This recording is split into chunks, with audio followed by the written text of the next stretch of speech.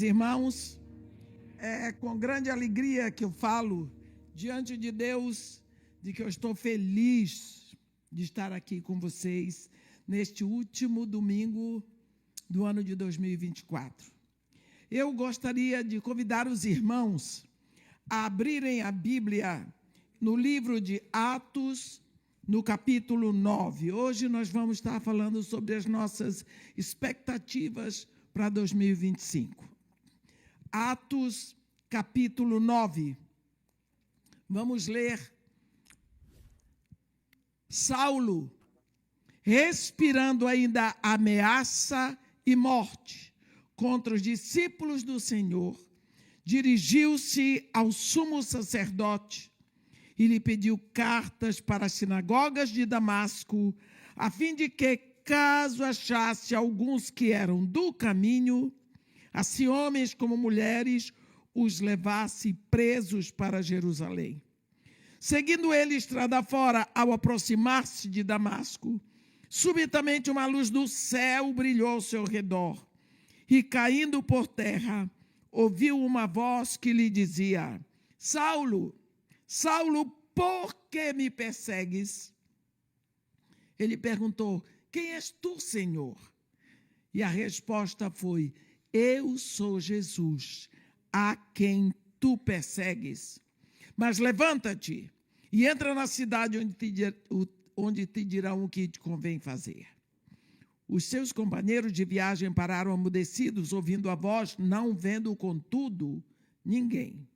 Então se levantou Saulo da terra, e abrindo os olhos nada podia ver, e guiando-o pela mão, levaram-no para Damasco.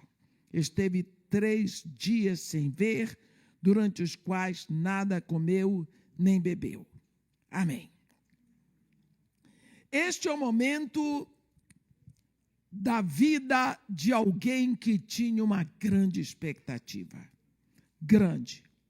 Quando nós pensamos, Saulo, o nosso querido apóstolo Paulo, ele, quando fala da biografia dele, ele diz que ele era fariseu de fariseus. E quanto à lei, quanto ao zelo, ele se tornou perseguidor da igreja. E quanto à lei, ele era fariseu, ele não era saduceu. O que nós podemos ver um pouco sobre a história de Paulo é que ele era um rapaz muito inteligente, culto. Ele era de Tarso, da Cilícia, cidadão romano, um homem de uma família abastada, porque a família dele, eles fabricavam tendas, era uma empresa que dava muito dinheiro naquela época. Os pais puderam investir na educação desse rapaz e o mandaram para Jerusalém para estudar aos pés do grande mestre da época, Gamaliel. Era um homem que falava grego, latim, hebraico, aramaico, sabia da literatura mundial, um homem culto, um homem estudioso, um homem devotado à lei de Moisés e aos profetas. Esse rapaz jovem, inteligente, ele tinha um desejo muito grande de fazer a vontade de Deus. E fazer a vontade de Deus era manter a lei de Moisés, seguir os princípios ditados na lei. Então, quando chega o momento de Deus encerrar a lei toda cumprida em Jesus Cristo e começar a derramar a graça, Paulo não entendeu. E como a grande maioria dos fariseus, ele ficou cego para o momento do derramar da graça. E ele queria acabar com tudo aquilo que impedisse ou que fosse um perigo para a religião hebraica. E por isso, quando ele começa, logo depois do apedrejamento de Estevão, ele viu que ele tinha que fazer mais e mais e mais. Ele encabeçou a grande perseguição. em Jerusalém, a Bíblia diz que depois, naqueles dias, levantou-se grande perseguição contra a igreja de Jerusalém e todos, menos os apóstolos, deixaram a cidade. Então você vê, aquele momento era um momento tremendo para a história da igreja. Deus estava começando algo novo na terra. O Espírito Santo estava aqui, no coração de cada um que proclamava Jesus Cristo como seu único Senhor, suficiente Salvador. Mas os legalistas, os fariseus, não entenderam assim. A igreja passa a ser uma ameaça para a lei. A igreja passa a ser uma grande contradição, é o que eles achavam. Então, eles começaram a perseguir, porque eles queriam acabar com o caminho que nós chamamos igreja. E por isso, quando eles conseguiram desarrumar a igreja de Jerusalém, porque todos fugiram, com exceção dos apóstolos, agora, depois do apedrejamento de Estevão, o negócio ficou difícil e Paulo, então, se levanta como um dos grandes líderes para que a lei fosse cumprida. Nós precisamos notar que o desejo de Paulo era fazer a vontade de Deus. O desejo de Paulo era cumprir a lei, para que a lei de Moisés fosse cumprida. E para isso ele dedicou a vida dele. E quando ele viu que aquele povo, os cristãos, que ainda não tinham o nome de cristãos, aquele povo era uma ameaça para a pureza, para o cumprimento da lei, ele se entregou. Só que tem uma coisa: Paulo não tinha percebido o momento, não tinha discernido o momento.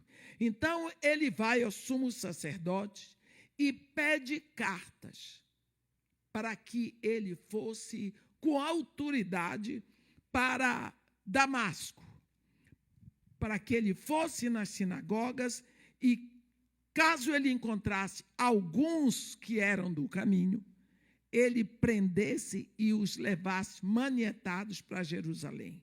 Ora, Damasco ficava a 6 dias a cavalo de Jerusalém.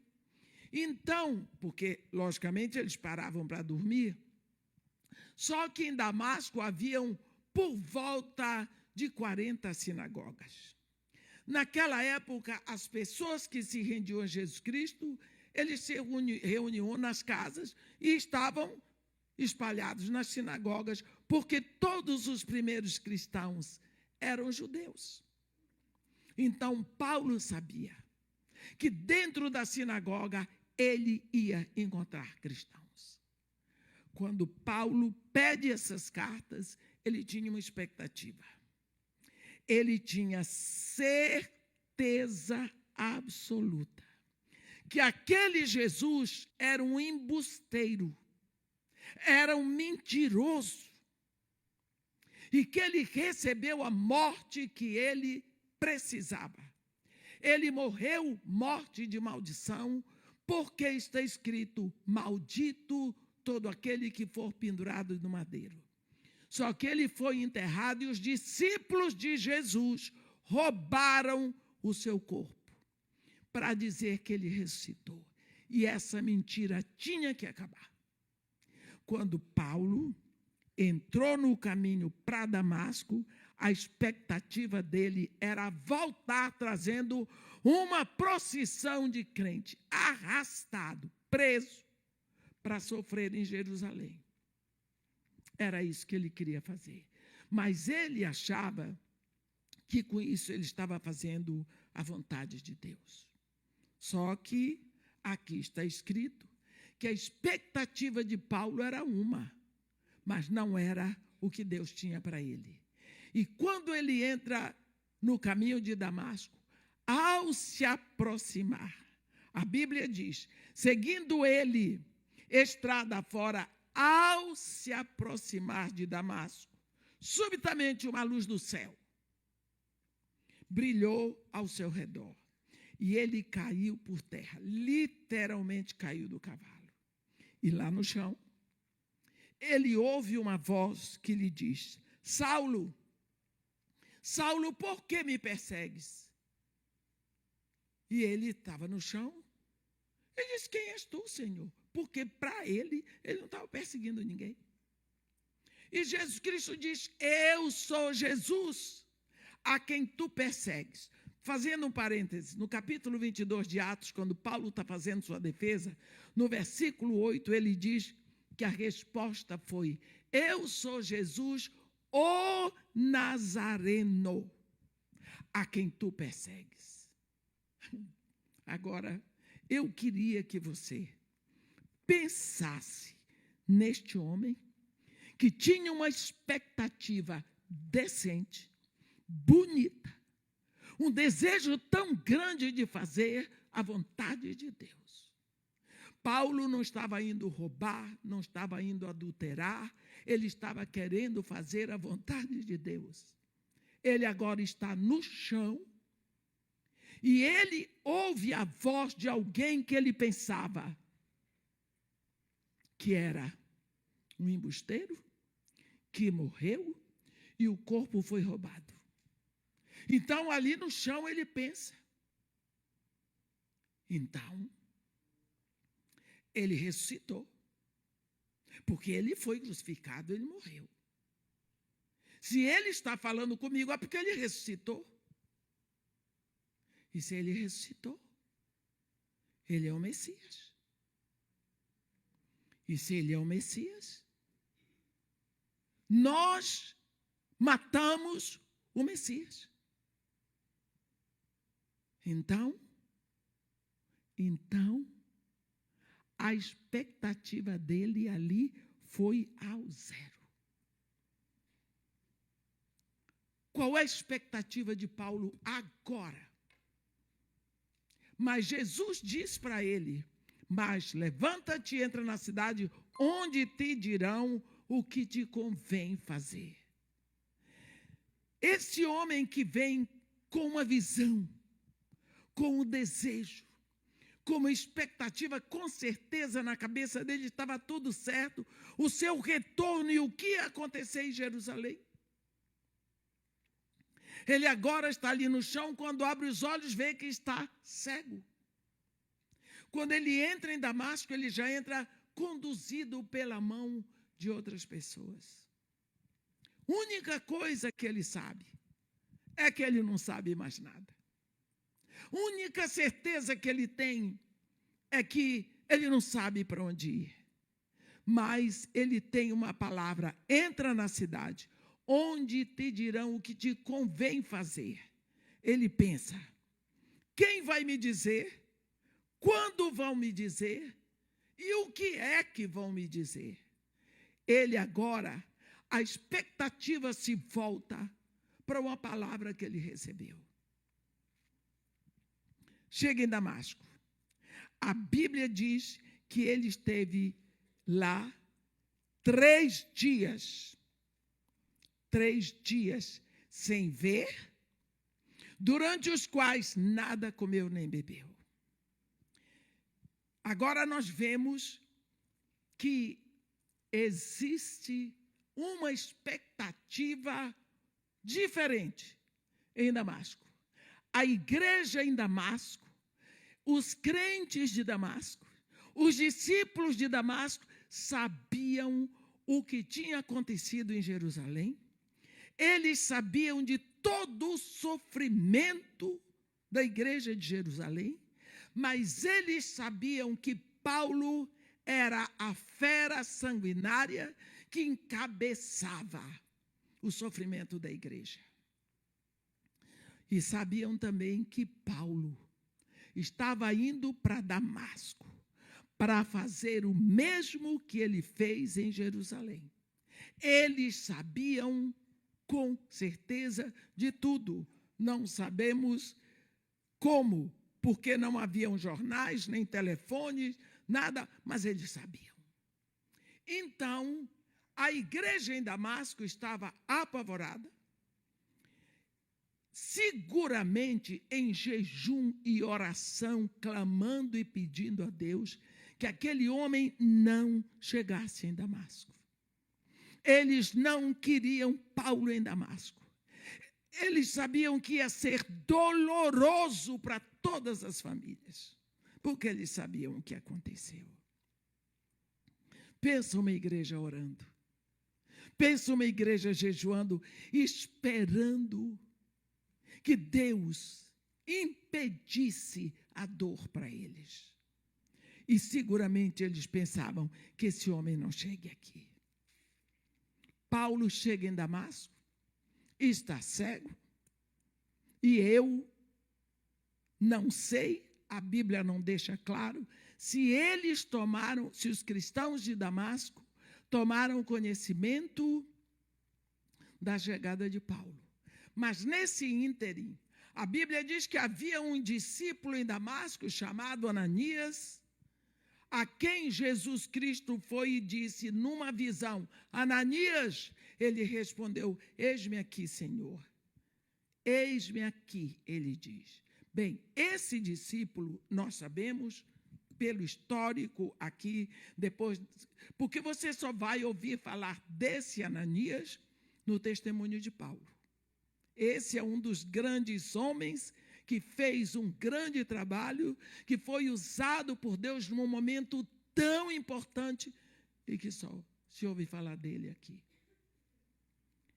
Esse Ananias sabia de tudo. Ele era um homem piedoso, ele era um discípulo de Jesus Cristo.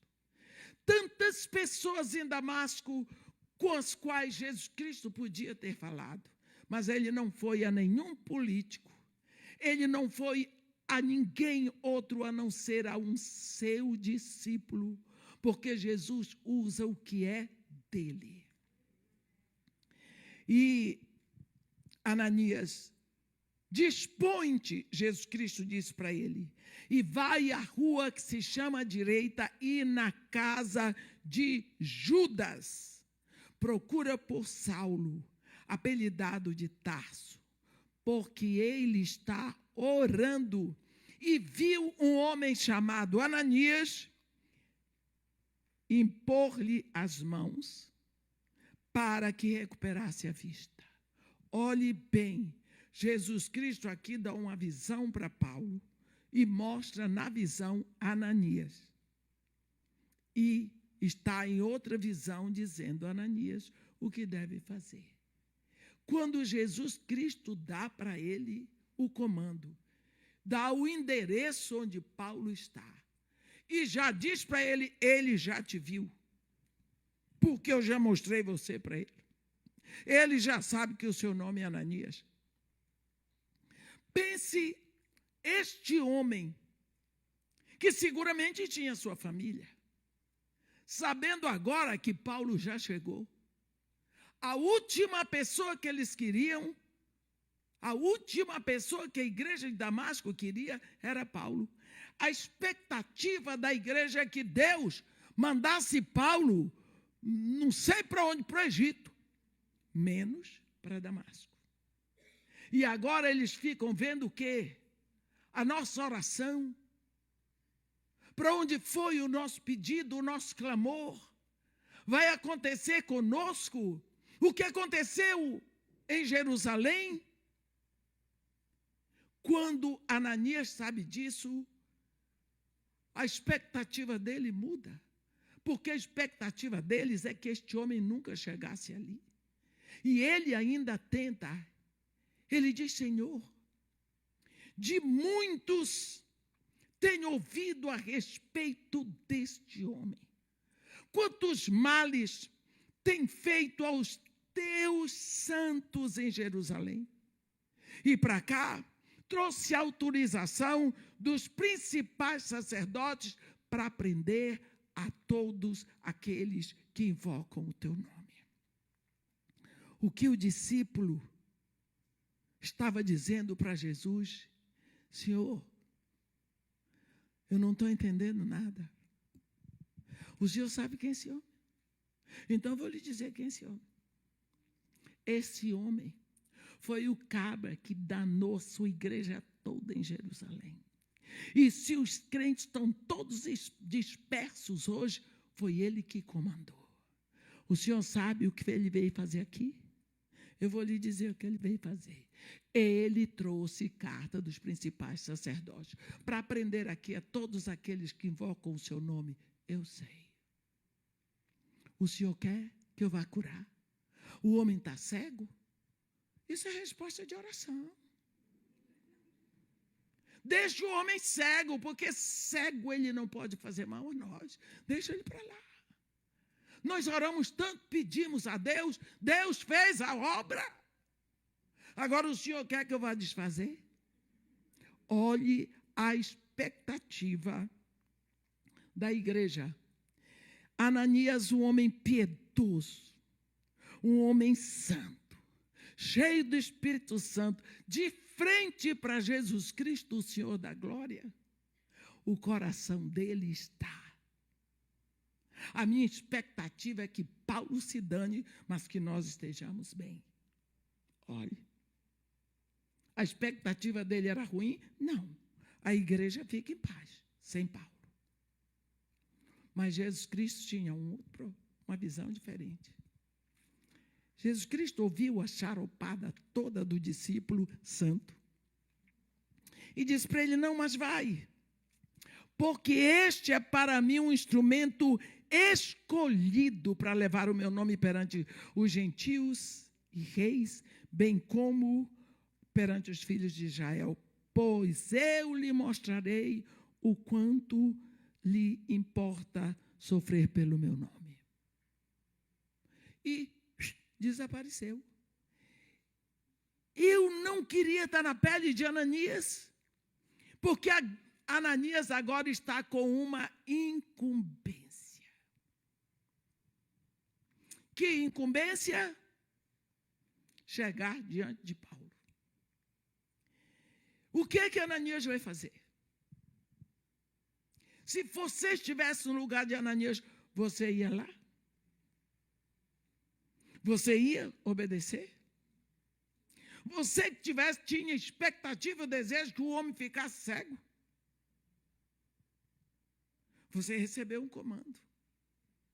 Eu quero dizer para você, que é filho de Deus, que é discípulo de Jesus Cristo, que o comando de Deus é para nós, os filhos de Deus.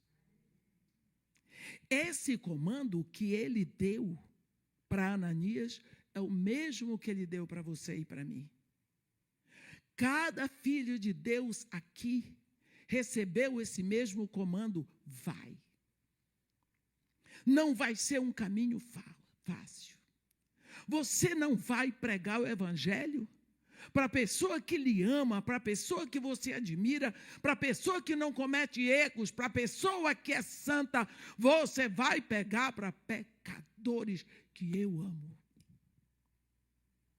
Você prega e quem faz a obra sou eu. Ele diz. Ananias agora tem na mão o mesmo comando que você tem, eu também. Vai. Procura aquele que tu não queres.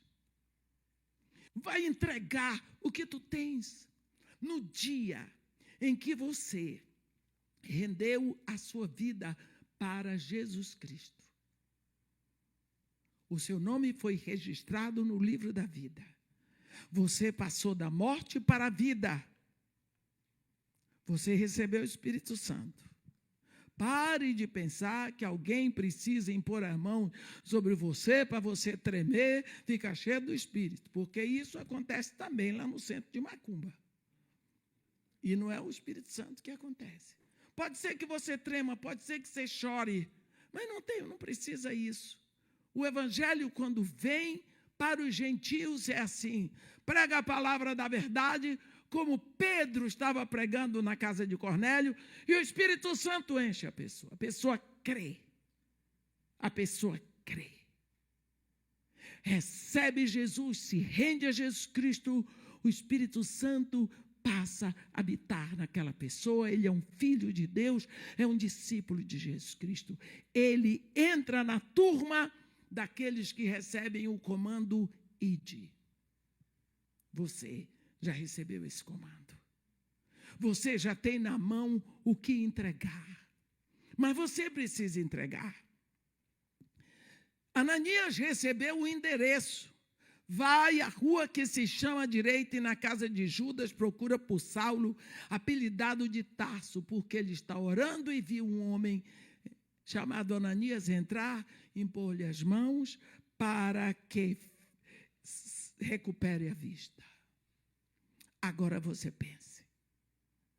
Ananias ficou com o comando. Não dá mais para fazer nada. Ele pode decidir ir ou não ir. Mas ele foi. Graças a Deus que ele foi, e porque ele foi obediente, a Bíblia diz que ele foi entrando na casa de Judas e impondo a mão sobre Paulo, ele diz: Saulo, irmão. Pense. Saulo que foi ali, aquele era o homem a quem Paulo foi para destruir a vida e a família. Ele diz: Saulo, irmão, o Senhor me enviou, a saber, o próprio Jesus que te apareceu no caminho por onde vinhas, para que recuperes a vista e fiques cheio do Espírito Santo. A Bíblia diz que imediatamente as escamas dos olhos de Paulo caíram. Levantou-se, ele começou a ver. Quando ele abriu os olhos, o primeiro rosto que ele viu foi o rosto de alguém a quem ele queria destruir. Comeu, bebeu, a Bíblia diz, depois que ele foi alimentado, se levantou e saiu para pregar. E pregava nas sinagogas de Damasco, afirmando que Jesus Cristo é o Filho de Deus. Olhe bem, a expectativa dele, quando saiu de Jerusalém, era: todos aqueles que dizem que Jesus é o Filho de Deus vão vir presos para Jerusalém. Essa era a expectativa e o desejo, porque essa era, na visão dele, a vontade de Deus. Mas agora, ele completa a caminhada dele, indo nas sinagogas, em vez de prender, ele vai pregar, dizendo que é filho de Deus. Vamos parar um pouquinho aqui. Tanto a expectativa dele mudou, como a expectativa de Damasco mudou, porque a palavra diz: todos os que ouviram estavam atônitos e diziam: não é este o que exterminava em Jerusalém os que invocavam o nome de Jesus, e para que veio precisamente com o fim de os levar amarrados aos principais sacerdotes. Estava todo mundo confuso. Expectativa. Nós vemos que Paulo tinha uma expectativa, mas ele achava que assim ele ia agradar a Deus. A igreja de Jerusalém tinha outra expectativa. No meio disso tudo, só a vontade de Deus foi feita. Porque Deus tinha um plano para aquele momento. Deus tinha um desejo e um chamado para aquele momento. Deus sabia o que ele queria fazer no meio daquele caos, porque Deus opera no caos na hora dele. Eu estou dizendo isso para lembrar você do primeiro caos. A Bíblia diz que Deus, no princípio, criou Deus os céus e a terra. A terra, porém, era sem forma, era vazia, havia trevas sobre a superfície do abismo, e o Espírito de Deus pairava sobre a superfície das águas. Ora, se a terra era sem forma, era vazia, havia trevas, porque o Espírito Santo estava tomando conta, e Deus deixou o Espírito Santo guardando aquele caos. Não sei quantos milhões de anos. Até que um dia Deus resolveu operar no caos. O que foi que ele fez? Ele foi lá e disse a palavra: haja luz. Quando a palavra de Deus entra naquilo, houve uma explosão. O Espírito cobrindo aquela palavra, o caos foi embora, o cosmos começou. Então, você vê que Deus tem o momento dele. E o momento dele não é o nosso. Mas ele dá para nós, ele nos impulsiona a termos a perspectiva certa. E a perspectiva da igreja, embora não estivesse certa, agora ele dá para Ananias a expectativa. Ele diz: vai. Porque para mim ele é um instrumento precioso, né? Ele é um instrumento escolhido para levar o meu nome perante gentios e reis e até perante os filhos de Israel. Eu vou lhe mostrar o quanto vale sofrer pelo meu nome. Mas sou eu que vou fazer. Eu não vou impedir Paulo, porque ele já está escolhido.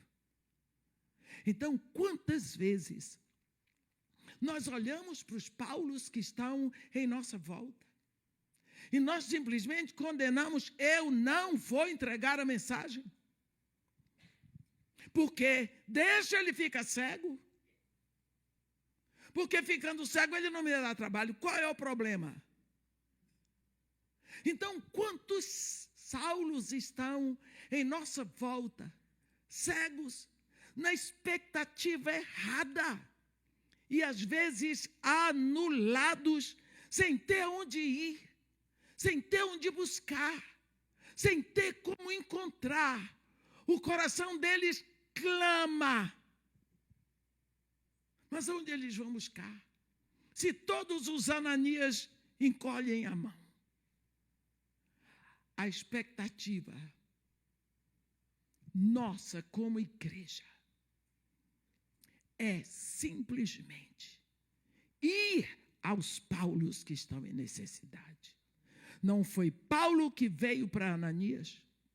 Ananias andou e foi até a casa de Judas para procurar Paulo e fazer o que Paulo não pediu.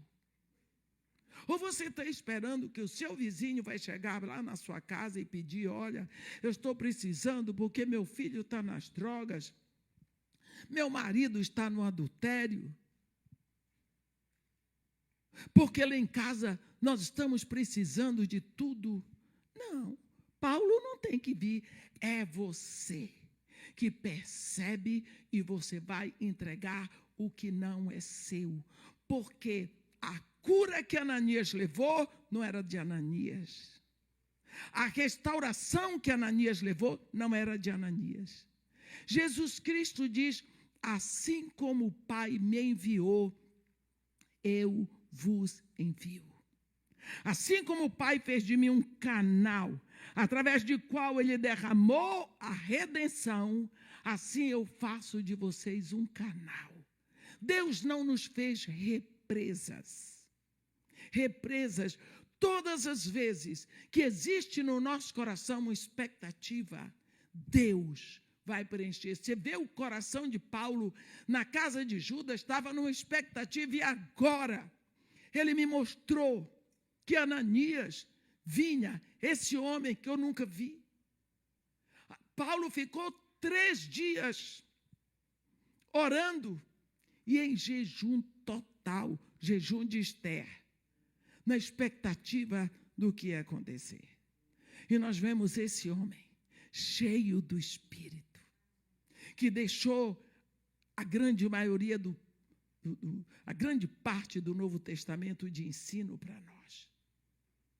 Oh, como é bom ser um Ananias na vida de alguém.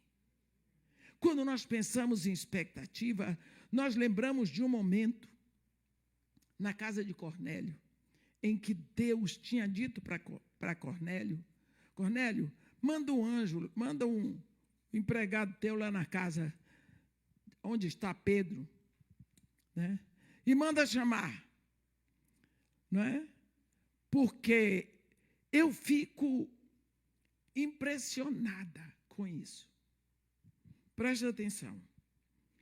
Pedro estava em Jope. Cornélio morava em Cesareia. Quem morava em Cesareia era Filipe, o evangelista. Por que Deus manda um anjo dizer para Cornélio?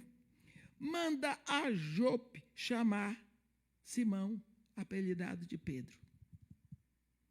Por que Deus não disse, você pega Filipe, que está aí perto de você? Cornélio mandou chamar. Por quê?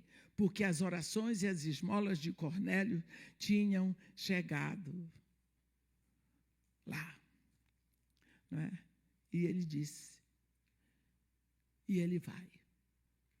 Com 2 dias de distância, quando Pedro chega com a turma dele, pergunta por que você mandou me chamar? Ele conta para ele. Ele conta para Pedro, faz exatamente hoje 4 dias que por volta dessa hora eu estava observando na minha casa, na hora 9ª de oração. E este se apresentou diante de mim um varão de vestes resplandecentes e disse, Cornélio, as tuas orações foram ouvidas e as tuas esmolas lembradas na presença de Deus. Manda, pois, alguém a Jope a chamar Simão, por sobrenome Pedro. Acha-se esse hospedado em casa de Simão Curtidor, à beira-mar. É incrível como um anjo dá o GPS todinho, dá o endereço. E ele diz para Pedro, portanto, sem demora, mandai chamar-te. Olhe uma coisa que aconteceu. Enquanto este homem mandou chamar Pedro, ele reuniu toda a família dele e os amigos, fez uma congregação. E ele diz para Pedro, fizeste bem em vir, agora, pois, estamos todos aqui, na presença de Deus e prontos para te ouvir tudo o que te foi ordenado na presença de Deus. O povo lá, meus irmãos, ali não tinha nenhum crente. Eles queriam saber o que é que ia acontecer. O que é que este homem judeu chamado Pedro tinha para dizer para eles? Nem Cornélio sabia. Mas Cornélio tinha visto o anjo. E quando o anjo disse para ele, as tuas orações e as tuas esmolas subiram como memorial, manda chamar. Ele pegou as ordenanças dele e mandou. Ficou esperando, deve ser coisa muito boa. O anjo veio dizer, olha, convidou os amigos e os familiares, venham, porque foi o anjo que disse que esse homem tem novidade, esse homem vai dizer alguma coisa, esse homem, ele ficou, então, todo mundo querendo ouvir o que ia sair da boca de Pedro. Expectativa, o que vai acontecer? Senta, olha Pedro, nós estamos todos aqui prontos para ouvir tudo o que te foi ordenado da parte de Deus. E aí Pedro entregou só o que ele tinha. Jesus Cristo. É só isso que o povo precisa. É só isso que a humanidade precisa, meus irmãos. A humanidade precisa de Jesus. Nós precisamos entregar Jesus, porque é isso que nós temos. É só isso. E quando Pedro começou a falar, a Bíblia diz no versículo 44 de Atos 10, ainda Pedro falava essas coisas, quando caiu o Espírito Santo sobre todos os que ouviam a palavra. Expectativa. O povo atento na palavra. O Espírito Santo vem e faz morada. Creram na palavra que estava sendo pregada. Jesus estava sendo anunciado ali. Nós recebemos de Deus este dom. Nós recebemos de Deus esse comando. Não tem ninguém neste mundo que tenha uma mensagem maior para entregar. Não tem repórter nenhum, a não ser que ele seja filho de Deus. Nós recebemos só nós. Assim como o Pai me enviou, eu vos envio. Eu os envio não como represas. Eu os envio como canal. Nós temos uma mensagem para entregar. Nós temos um trabalho para completar. Quando nós olhamos o momento que nós estamos vivendo, qual é a nossa expectativa? A única que Jesus Cristo deixou. Nós estamos completando um tempo. Passamos o último Natal e caminhamos para fechar mais um período que nós chamamos ano. Qual é a nossa expectativa para o próximo ano? O que será que nós estamos sonhando para o próximo ano? Onde está o nosso coração? O que nós estamos vendo, ou prevendo, ou desejando, ou buscando? O que é? Nós precisamos entrar o ano na expectativa certa. Quando Jesus Cristo reuniu os seus discípulos, ele disse: ei, não se turbe os vossos corações. Crede em Deus, crede também em mim. Na casa de meu pai há muitas moradas. E se assim não fora, eu vou-lhe teria dito. Pois eu irei e vos prepararei lugar. E quando eu tiver ido e tiver preparado o lugar, voltarei e vos receberei para mim mesmo, para que onde eu estou, estejais vós também. E vós sabeis o caminho para onde eu vou.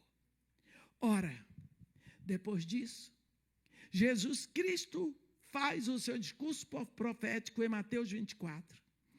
E de tudo o que ele disse, porque ali não era qualquer um profetizando, é o próprio Deus. É Deus visível. Jesus é Deus visível. É Deus possível, é Deus audível, é Deus palpável, falando e dizendo o que ia acontecer.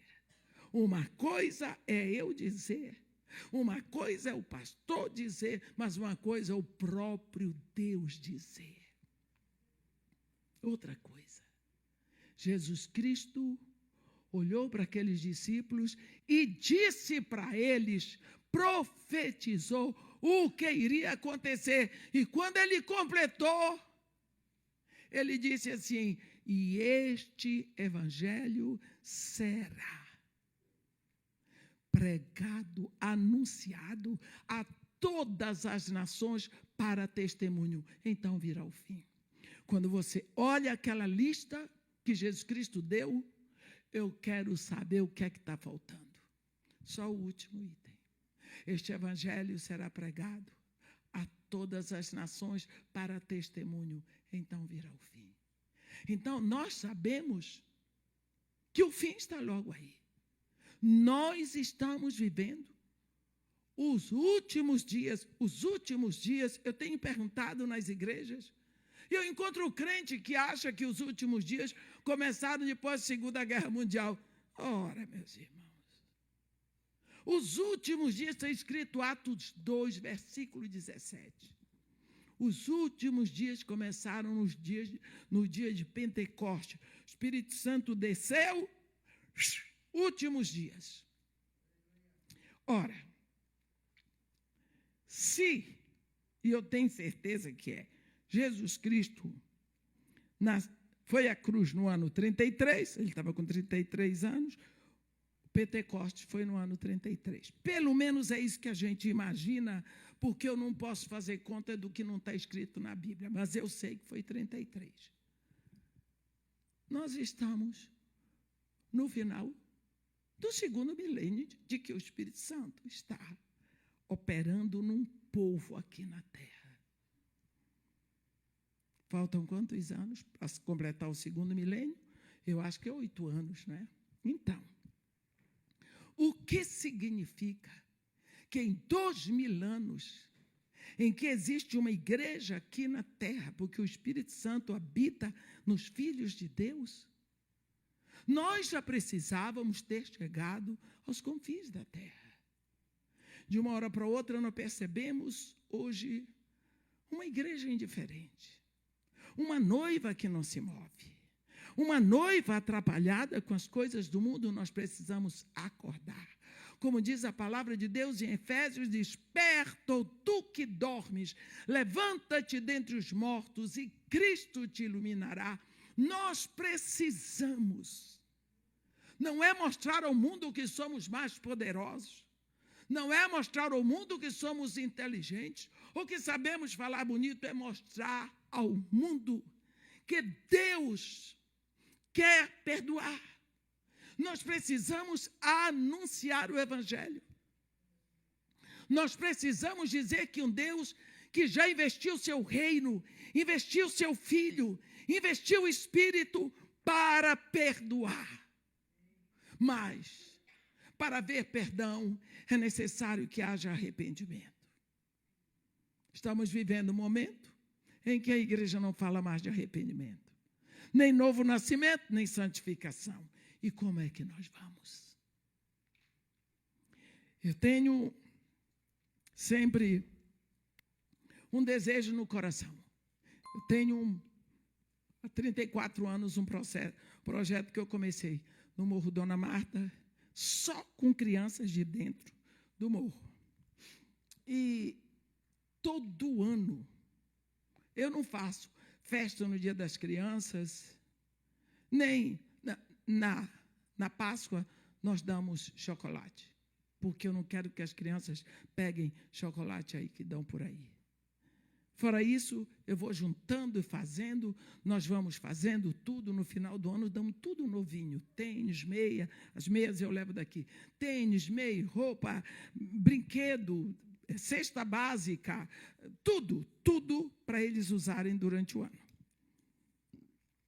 E essa entrega, nesse dia, as crianças dançam, eles tocam, eles se apresentam, porque eles aprendem flauta, teclado, este ano nem teve teclado, violão, eles cantam, é uma maravilha, eu acho.